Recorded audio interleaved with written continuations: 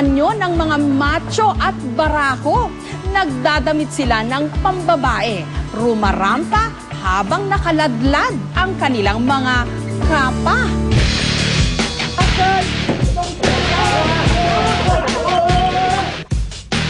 Ang mga barakong ito, gahari-harian sa bawat kanto sa bayan ng Minalin sa Pampanga. Pagsapit ng bagong taon, ang mga siga ng lansangan, hello, nagsusuot pambabae sa taunang Aguman Sandok Festival. Taong 1932 pa raw nung sinimulan ang Aguman Sandok Festival. Aguman Sandok, it is the Fellowship of the Ladder. Ng Sandok, pinagsama-sama yan. Alam natin lahat, sa Kapampangan, kapag saup-saup, alang dumanok. Kapag nagtutulungan, walang magugutom. Isa itong kasiyahan kung saan pinagsasama-sama ang mga panlutong sandok na kumakatawan daw sa mga kababaihan. Pero sa pagkakataong ito, bibigyang pugay ang mga babae ng mga lalaki. Ang mga mister, kanya-kanyang pa-sexy. May mga humiram ng duster ng kanilang mga misis. May rumenta rin ng gown. Karamihan sa kanila, con todo make-up at wig.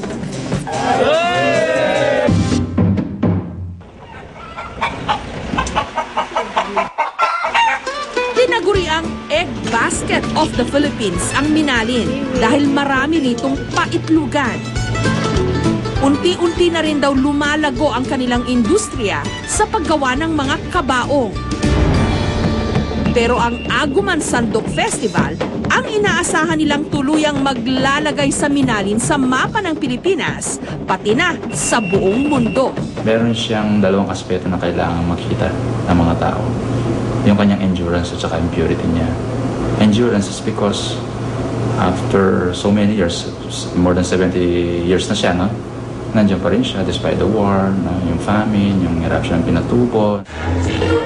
Isa sa mga agaw eksena sa parada, ang matipunong katawan ng Muse ng Santa Maria Youth Ministry na isa palang volunteer police at bumbero. Yung kasing mga pinsan ko tsaka barkada, ilang beses akong kinukulit niya. Sabi ko ayoko. Kasi kahit sa panaginip ko, ayoko mag-suit ng gamit ng babae. Sabi ko, bagay, game naman tayo. Sumali raw si Melvin sa Aguman Sandok para bigyang pugay ang kadakilaan ng kanyang misis na si Evelyn. What is an energy again, Jernica? Isang guro. Kahit daw kasi pagod ito sa maghapong pagtuturo sa eskwelahan, hindi raw nito napapabayaan ang kanilang pamilya. Ang ginawa ni Mel yun, para sa akin din. Sige, sabi niya, dahil sa'yo, sasali ako dito.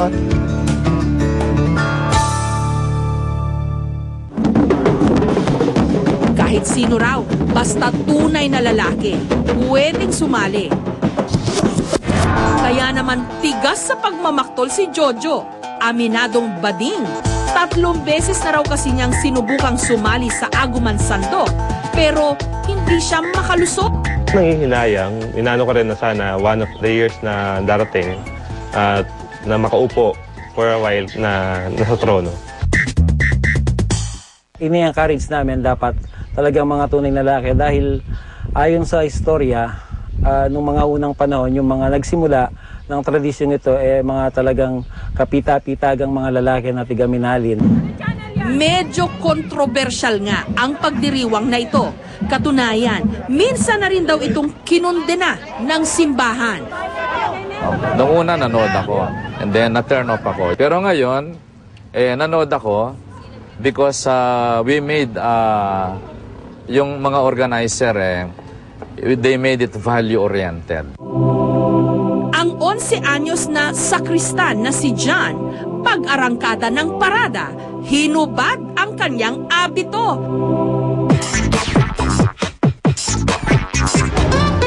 Sa sabay nakisayaw kasama ang iba pang mga sakristan.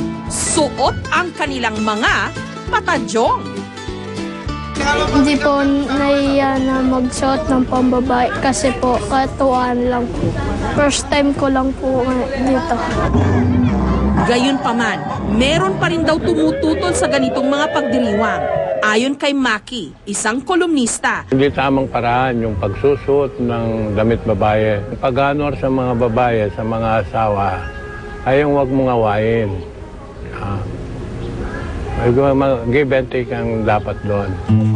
Pero para kay Andoy, na ikinabubuhay ang pag-igib ng tubig, hindi lang daw kasiyahan ang habol niya sa pagsali sa Aguman Sandok. Ang mabait siya, ganyan. Lahat ng mga bahay dito, iniigiban. Ginaganyan dahil kung makapremyo, makapera siya. Sa mismong araw ng kasiyahan, timba-timbang katatawanan ang inihatid ni Andoy sa mga nanood ng parada. Matapos ang halos 7 oras na pagkaway at pagngiti, nagbunga rin ang kanyang pagod. Aguman Sandok celebration goes to Reynaldo Sandok is block number 16. Si Andoy ang hinirang na reyna ng Aguman Sandok at ang kanyang premyo, 10,000 pesos. Katawa-tawa man daw sa iba ang paraan ng pagsalubong ng mga tigaminalin sa bagong taon sa pamamagitan ng Aguman Sandok. Hindi naman daw maikakaila ang buhay na pagkakaisa ng buong bayan dahil naniniwala silang hanggat may sandok, may nakalaang grasya.